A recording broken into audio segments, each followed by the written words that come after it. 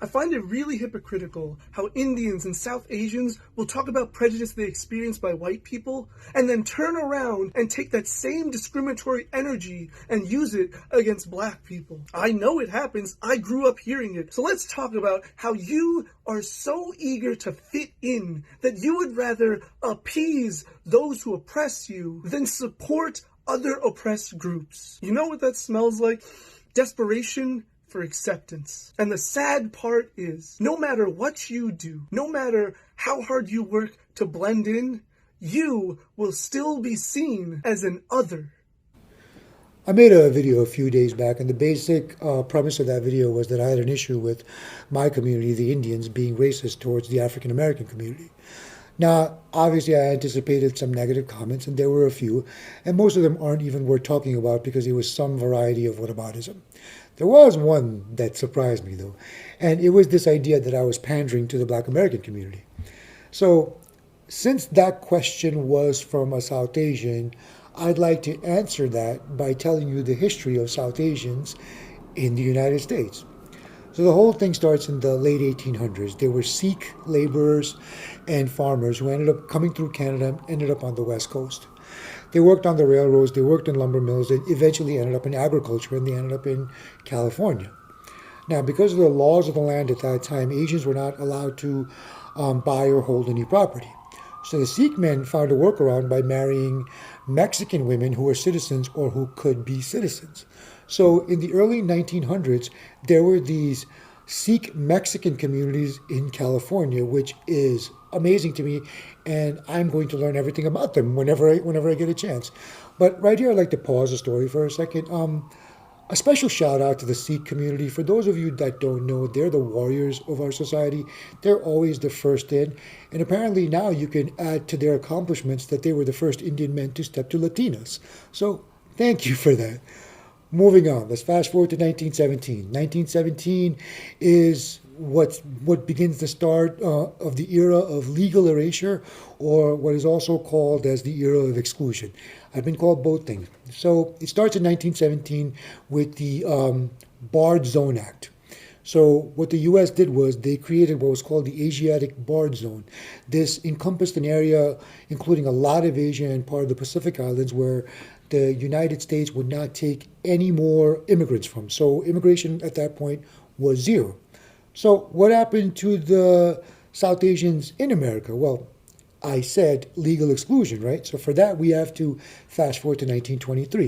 In 1923, there was a gentleman named Bhagat Singh Thind. He applied to become a U.S. citizen. And this case went all the way up to the Supreme Court. So his argument was, since he was high caste, he was Aryan, so therefore he should be considered white, and therefore he should be able to apply for citizenship. Supreme Court came back and said, though scientifically you are a Caucasian, in the eyes of the common man, you would not be considered white. So therefore, you have no rights. So what they did was they actually went back, and if there were any rights that South Asians had at that time, they stripped them of those rights. All right?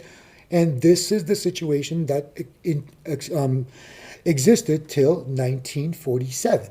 Okay, basically no Indians coming in, and the Indians who were here had no rights. So let's get to 1946. So in 1946, the U.S. overturns the total ban on Indians. They allow 100 Indians per year starting in 1947. What was the reason for this magnanimous change by the United States? Well, it was the middle of World War II, and there were Indian soldiers dying. So it was diplomatically embarrassing that soldiers dying for your cause would not be allowed to enter your country, right? So from that point onwards, from 1947 onwards, 100 Indians were allowed every year until 1965. So in 1965 was the Immigration and Nationality Act, which changed all the rules of immigration for everybody. And from that point onwards, immigration was normalized. Now, for those of you who study American history, that number 1965 should be pretty instructive, because in 1964 was when the Civil Rights Act was passed. All right, so that's my argument. Let me take that back. All of our accomplishments, everything we've accomplished, none of that even gets off the ground without the sacrifice of Black Americans. And for that reason, I think at the very least, we can just not be racist towards them, because we're here and we're able to do this because of their sacrifice. So if you think that's pandering, you're entitled to your opinion. I don't care. Besides Kamala Harris, I don't I don't know many other like Black and Indian people. I think there's a lot of racism within Indian culture against the Black community. Yeah. But now people are getting empowered. Say, look, Mom, if you want to be a part of my life, you're going to have to deal with this. And Mom's like, oh my God, I don't want to lose my kid. Okay. Okay, let's go to E40 concert. You know, like, I will learn your culture. If we were really to be honest with ourselves about this issue of immigrants in America, then we can all agree that immigrants, especially coming to America, carry with them an inferiority complex. And I'm going to try and expose that in this discussion. The biggest lie, first of all, sold to immigrants in America is this, that you can get close enough to whiteness and somehow be protected or be safe or become accepted. And ironically, it's taking like, it took, to expose that illusion in real time for people to see. Because now people are starting to realize that proximity to whiteness isn't protection. It is just a temporary pass. And then suddenly, it fades away. For many years, many immigrants arrive in America with one silent strategy. And this is where, this inferiority complex begins to get exposed. Separate yourself from colored people, and especially Black people, and you will rise faster, And let's be honest, this isn't just a random behavior. It's important. They come with it from wherever they come from. And I'm especially talking about immigrants that are Black or, people of color generally. They carry with them colonial conditioning, colorisms, and the caste system thing. And when we talk about the caste system, something really rings clear within the minds of many people, Indian people. And I mean the Southeast Asian communities, where lighter skin has for long been tied to a higher status and darker skins, to inferiority. So what happens? People land in America, and instead of questioning the system, they embrace it. They tend to adapt to the system. And the first thing they do is they try to distance themselves from Blackness, Black people, and, people of color. Sometimes they even have the guts to look down on the very people that opened up America for everybody.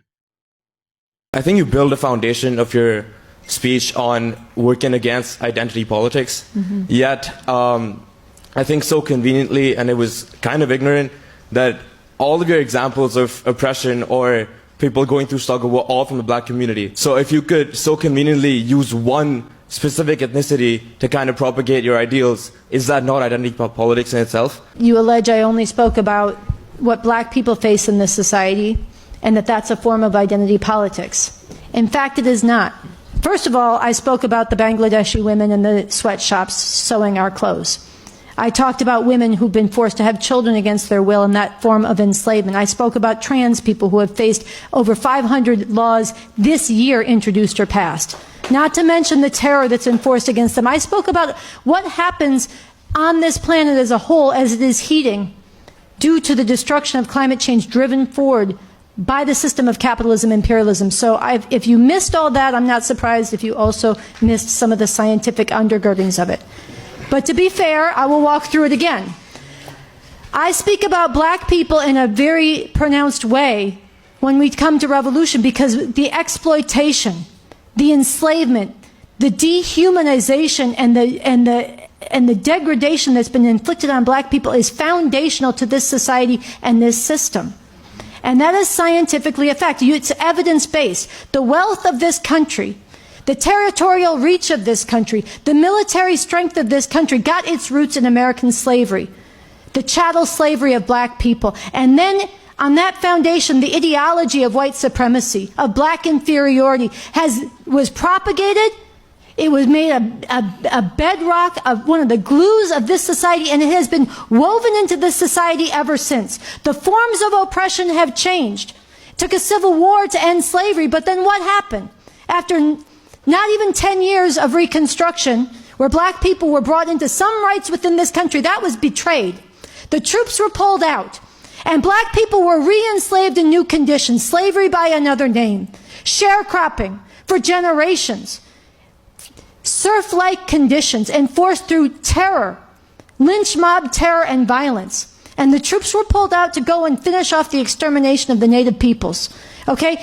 Then, another generation comes up in the face of changes in the U.S. economy and the need to pull black people out of the South and into the factories. Black people stood up and they waged struggle in a civil rights movement. They gave their lives. They stood up. White people stood with them. They went down from the North and stood with them. This upended Jim Crow. It was heroic that many did just unbelievably brave things. And then that was dismantled. And what did this system come back with? A new Jim Crow of mass incarceration that has ground up millions of black lives.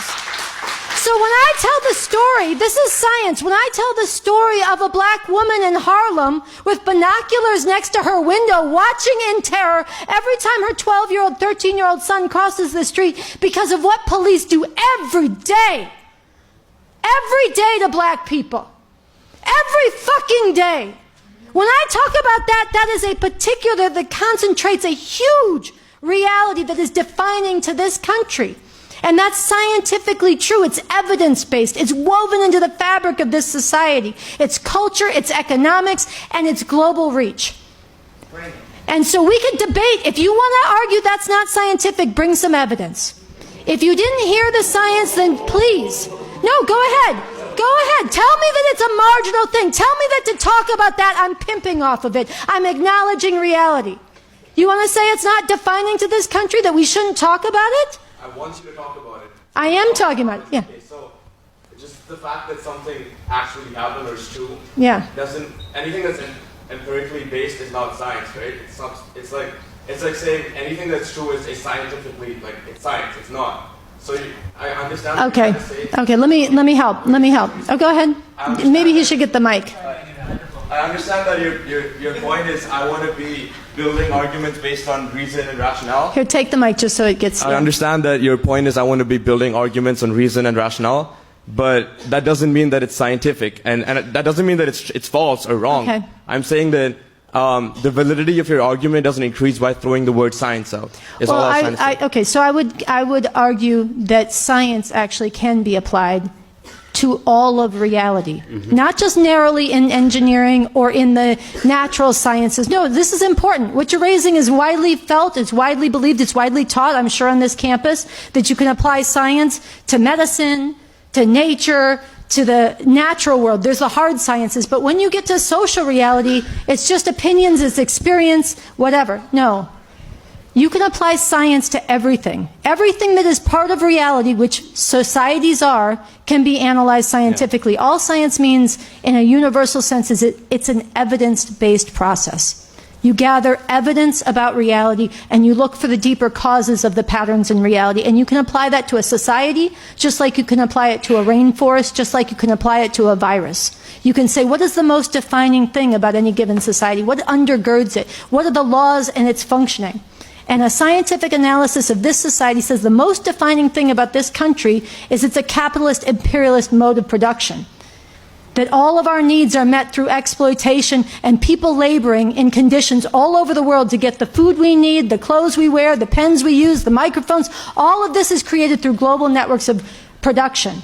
And that all of our cultures, all of our ways of living, all of our ways of relating grow out of and have to reflect and more or less correspond to that.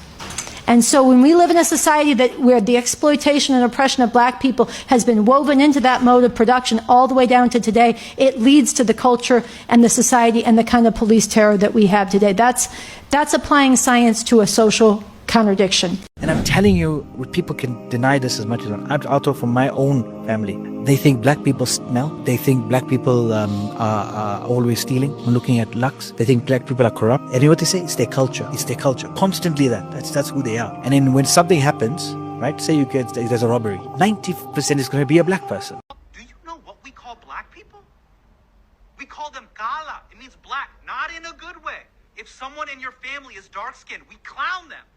We call them kallu. Look at kallu. If you want to see racism against black Americans, just go into tech. I am an engineer, 3 engineering degrees. If you want to see how people of immigrants treats black Americans, go in tech and go work with Indians. Sometimes I open my Instagram and I get a DM from someone saying, hi, black cow.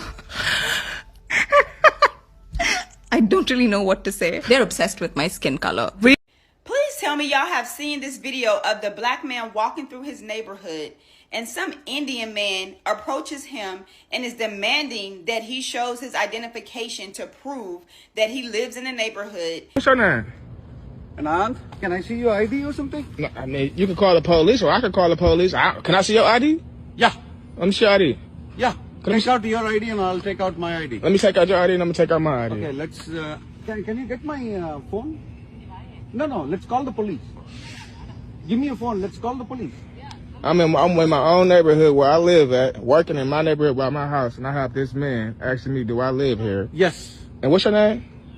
Dude. I'm going to start a civil lawsuit right now. That's what I'm going to do. Absolutely. You got to do it, man. But I want What's your name, man? Because I'm walking in the neighborhood where I live at, and I'm getting harassed. No, wait. He's unnecessarily playing us.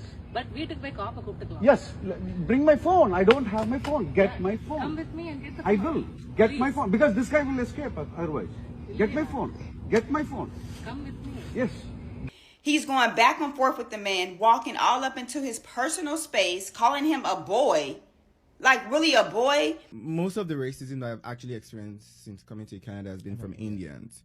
Unfortunately, that's the reality. Is there a point of time in your life when you thought that I need to bleach my skin or whiten my skin? Yeah, I thought many times.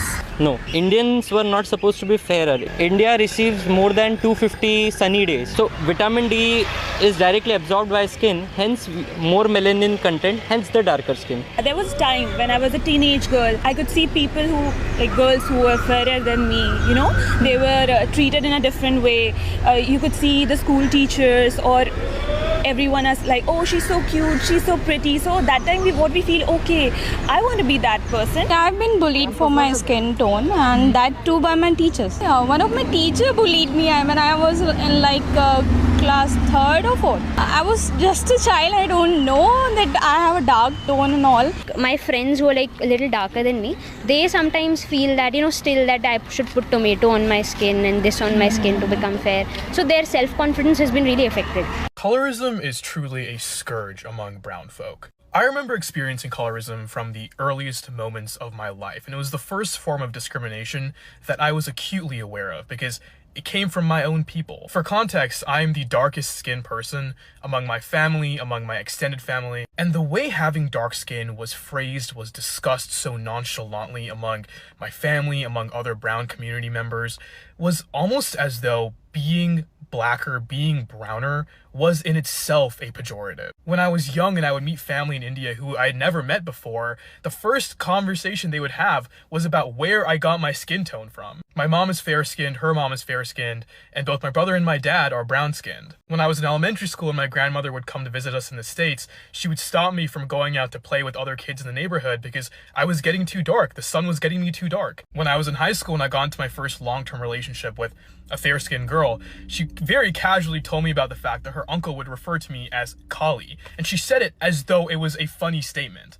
To them, dark skin is inferior in the same way that the sky is blue. I was in my AP World History class in high school with one of the other few South Indian people within my friend group, and very casually the topic of oh, if you could choose any ethnicity to be, what would you be came up, right? And I was thinking, I was about to hear Polynesian, because Polynesian guys are just buff as fuck for no reason, or Thai, because Thai food is great. This self-hating fuck was I would want to be North Indian. When you are brown, you are taught to hate yourself for one reason or another. And a large reason that I am not friends with brown folk, even though I want to be closer to my culture, even though I would love to be able to pass on my language and my food to my children in the future, is that misery loves company, and I am not miserable. So Kamala Harris being black is independent of the incredible anti-blackness in Asian communities. So I've posted a number of videos about the anti-blackness that many Asians have.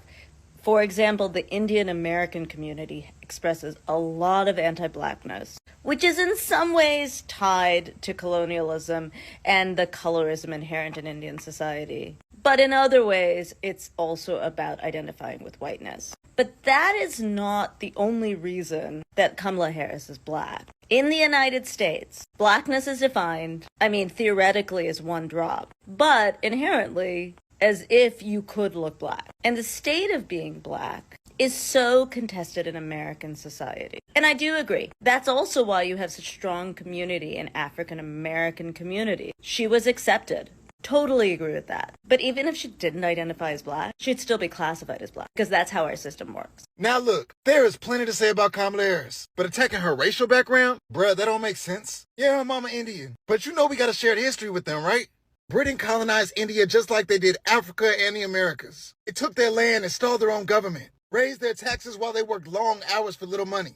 Farmers were forced to grow opium and indigo instead of food. Britain forced a famine. They forced poverty. They forced oppression. When Britain ended slavery in 1833, they brought in Indian indentured servants to replace formerly enslaved blacks in their other colonies. Talking about Trinidad, Jamaica, Guyana. They were on the sugar, tea, and rubber plantations. Yes, as indentured servants. No, technically it wasn't slavery. They could go back to India usually after 5 years. They made that trek across the Atlantic Ocean, usually in overcrowded ships filled with disease. And they were treated just like slaves were on those plantations. Then in the 1950s, India was fighting for independence from Britain. They wanted to kick Europe out their country just like the rest of the world. In 1959, Dr. Martin Luther King Jr. went to India to learn about their resistance, specifically Gandhi's philosophy of nonviolence. Gandhi used to write letters to black leaders in America expressing their shared struggle. Hey look, blackness has a sound, a feel, a history, but it also has a shared struggle with oppressed people all around the world. So worrying about her blackness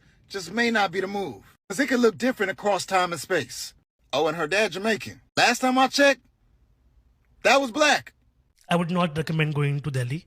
Okay. Scratch that off. Because Delhi is also a great cultural vibe, but the people sometimes are very, and especially because you're black, I'm going to tell you there are racists over there who are very much in your face. Like, I'm not even going to lie. There's my black friend from America had come down. He was from Brooklyn and he was visiting Mumbai and he's queer. So he was like, what are the queer hotspots? So I took him to like a bar and everything. And this is in the most uppity part of Mumbai, right? Where all the influential and affluent people come and drink. Mm-hmm. So we're having a smoke in the balcony and there's a song in India and pardon my words, but in India, nigahe means eyes. Yeah. Yeah, like the eyesight. Okay. So the song has the word nigaho mein. So Yeah. he was saying that verbatim on purpose because there was a black guy and they could say the N word without saying the N word because of the Indian word. Oh, they try to do that shit? My blood was just like curdling, not even boiling. It was just like, I'm like, bro, like, and the girl next to him was like, she was pinching, like, shut the fuck up, don't do this. You know, so that also happens, you know. Okay, so before I started my series, I wanted to tackle this question right here. A lot of Indians don't like black people because if you have a baby with a black guy, they think how dark it will come out. And in my case, this is true. So my family always called me dark growing up. Mind you, I'm not that dark, but my mother is darker than me and my father is lighter than me. So of course, then you get me. But apparently I'm still dark. So when I was pregnant with my son, all my mom would say is how dark my child was going to be. Now, when he was born, when you look at the top of a newborn's earlobe, you'll see what color they're going to be, basically. Their pigmented earlobe basically tells you how dark or how light the child is. So what she said was, he's going to be so dark, look at his ear. I was like, huh? I didn't get it until later that she thought that because of his ear, he's going to be dark. And well, anyway, colorism is a big issue in India, and that could be why they don't really like the intermingling with black people. Now, that being said, my mom did remarry after my parents divorced, and she did marry a white guy. And my sister is half white, so she's super, super bright. So, yeah.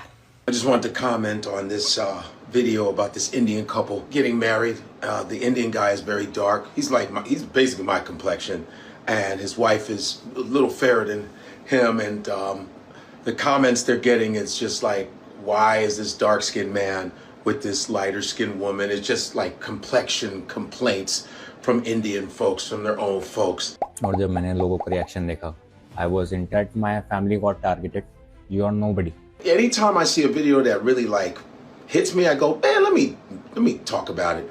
First of all, India is like just, I mean, they are, when it comes to like complexions, I mean, listen, every brown society has complexion problems. This all stems from white supremacy and European colonization, European standards of beauty. This is all facts. India was colonized by England, Nigeria colonized by England, England colonized a bunch of Caribbean, France, all of that. So all the European influence made brown people feel like shit, okay? Even in their makeup products, if you go to some of these countries, when I was in Thailand, all the advertisement was light-ass Thai people, light as fuck, and most of the Thai people are dark brown. It's the same thing in the Philippines, same thing in some parts of Africa, and same thing in parts of Asia. It's insane. It's like even with Bollywood, it's like these Indians be light as fuck, but they still look Indian, which is hilarious. But they're light as hell. That's why I always advise people to watch movies from Telugu, the Telugu movies. That's a different part of India, but you'll actually see brown people, because the majority of India is brown. So it's nice to see these new Telugu movies like RRR, for example. If you're ever interested, watch RRR and you'll see actually brown people. You know, of course, all these different countries are made up of different complexions, but they always put the lighter people in front. There's one called Light and Lovely, I think. It's a bleaching cream in India, Light and Lovely. I think it's Light and Lovely, I think. If I'm wrong, let me know. But it's like, they have that on the shelf like fucking Vaseline. They buy that Light and Lovely. In Nigeria, they had Ambi. I think it's still there. But a lot of lightening creams are in a lot of these countries, even in America, and it's pretty fucked up. And I heard that a lot of these lightening creams cause cancer and like that. So for those of you who are lightening your skin, I don't want anything good to happen to you. Be yourself. Now, this is not me wanting people to die of anything, but you deserve to be poisoned because you already are poisoning yourself with your negative thoughts and ashamed of what you look like. Listen, I understand as a dark-skinned man. I understand people make fun of you. They do this, all this other. Yeah, it happened to me as a kid, but thank God I had strong Nigerian parents where dark skin is normal. It's okay. Being dark is great, all right? Be who you are. You understand what I'm saying? And I remember when light-skinned black folks would make fun of me. Yes, light-skinned black people say, you know, they call you black this, black that, dark this, dark this, but all my light-skinned friends look like now. That light skin doesn't hold up too long. Listen, it's a joke, but it's a joke though. But anyway, all complexions are beautiful. You know what I'm saying? And that couple looked great. And it's a shame that really India has a real serious complexion problem. And it's fucked up. It's really fucked up. And yeah, I just wanted to throw that out. So be proud of who you are. And all you dark folk out there, you're still dope. You're still amazing. And I know, listen, it gets really bad because even in the NBA, I think the NBA is very light-skinned now. The NBA is very light-skinned. It used to be darker back in the day. You look in the 80s and 90s, way more darker dudes. But now it's very light-skinned. That's probably why they don't play defense, because if you foul one of these light-skinned dudes, they'll bruise easy. You know what I mean? And you know, and I think this is an example. I think the reason why the NBA is so light-skinned because you had a lot of insecure dark-skinned basketball players in the past, so they made sure they got with either really light-skinned women or white women to make sure their children didn't have to suffer later on. That's just a social theory, everybody. Hey man, I'm out of here. So as a Guyanese West Indian woman, I actually just wanted to add my 2 cents on this because growing up back home, my family was one of 2 Indian families in a predominant black village. And we were always taught to, respect our elders, regardless of the skin tone. You respect everyone around you. My best friends were Black. We went to school with everyone who were Black. And I don't think my grandpa even really knew why he did not want, you were allowed to be besties. His best friends were Black, our neighbors were Black. When we kill our animals for Christmas time, we don't feed half the village. But he always used to preach, you never marry a Black person. And I don't think we really truly knew why we felt that way. Obviously now looking back, slavery, because we were the lighter skinned slaves, the slaves that came from Africa were meant to feel that we were superior to them because of our skin tone. But a slave is a slave is a slave is a slave. And all of my aunts and uncles later went on to marry a Black man or woman. And so all my cousins are, biracial or Dougla for the Guyanese people. That's what we called a biracial person. You're a Dougla. And so I don't think he fully knew why he was supposed to feel that way, but he did. And I mean, like I said, all of my cousins are mixed, except for me. My mom married a Guyanese Indian person. So, but I mean, even as a Guyanese Indian person, I'm 12% Black. So the mixture happened, whether we liked it or not. But it was just interesting for me because I never felt like it was racially profiling back home. We break bread with them. We invite everyone over. We have parties. We sit down. We congregate with them. We go to their weddings. They come to our weddings. We were very much immersed in each other's cultures. And so it never felt like the North American version of racially profiling someone or racism. It never felt that way. But of course, it's obviously still a version of that to say that you can be best friends with them and, we can grow up our entire lives with them. But, you can't marry that person because they're Black. I don't think it ever really had anything to do with, your skin tone. Because especially in Guyana, it's a Caribbean country. It's very hot. Everyone have some level of melatonin going on. I think we just have to thank slavery for that.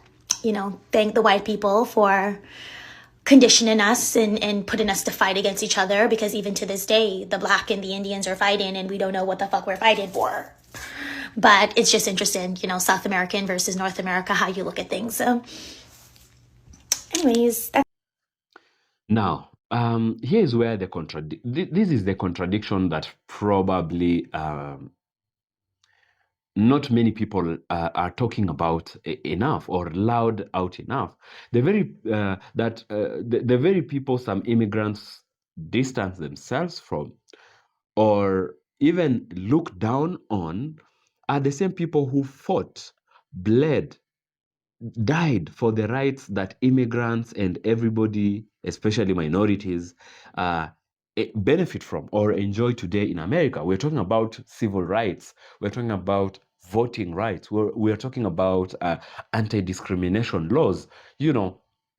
Name them. So when someone arrives and asks, why do we not get treated like Black Americans? There are some videos of some Indian people asking or questioning why Black Americans in America get more spotlight or better, they tend to get much more treatment than immigrants.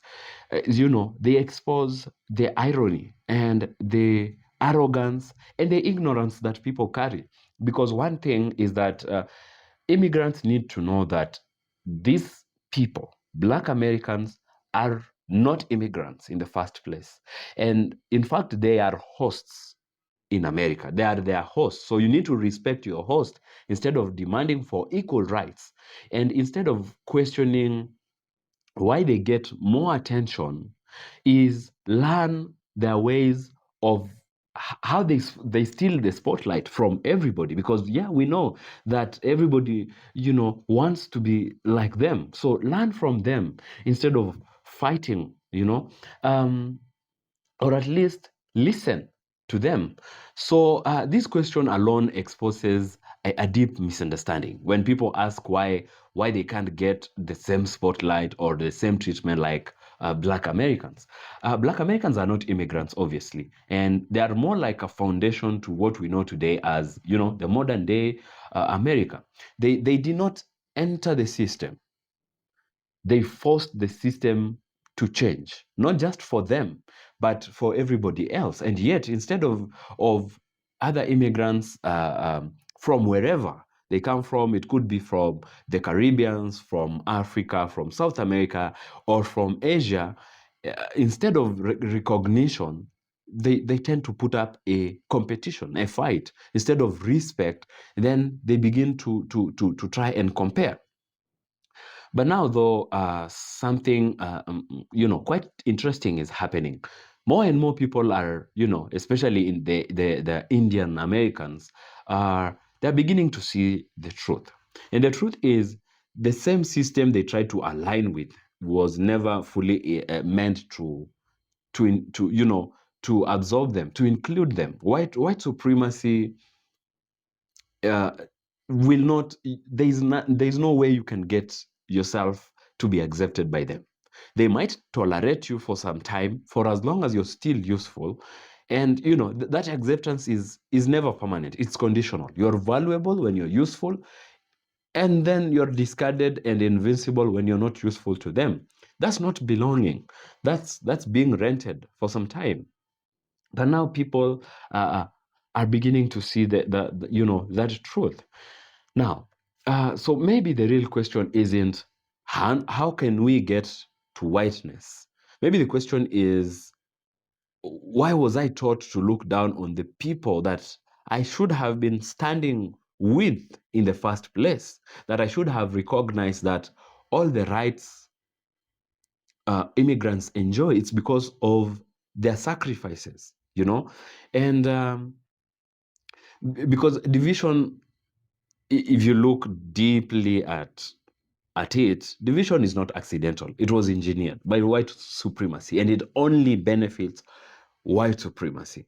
Divide black people from immigrants, divide immigrants amongst themselves, and the system basically stays untouched.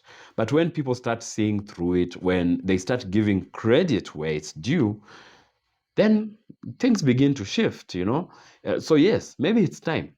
Maybe it's time for immigrants to start, giving flowers, real flowers, to the people whose struggles, whose sacrifices open the doors for everybody else, not out of guilt, not out of obligation, but basically out of the truth, out of feeling like, of course, they deserve this, because you don't expect to disrespect the foundation and think that the house is going to stand long enough. Yeah, because these are the people that set everybody else to have a chance in the so-called America today. If were it not for their fight, their struggles, and their sacrifices that they paid with their labor, with their sweat, with their lives, maybe America would never have existed as what we know to be today. Yeah. So really, that's my 2 cents, my take on this. Let me know what you think. Leave me your thoughts in the comment section below. And as usual, if you like this video, give it a thumbs up. You can share it if you wish. And if it is your first time around, feel free to subscribe to the channel, support the channel by subscribing to it, and I'll really, really appreciate. So with that, I'll see you in the next video.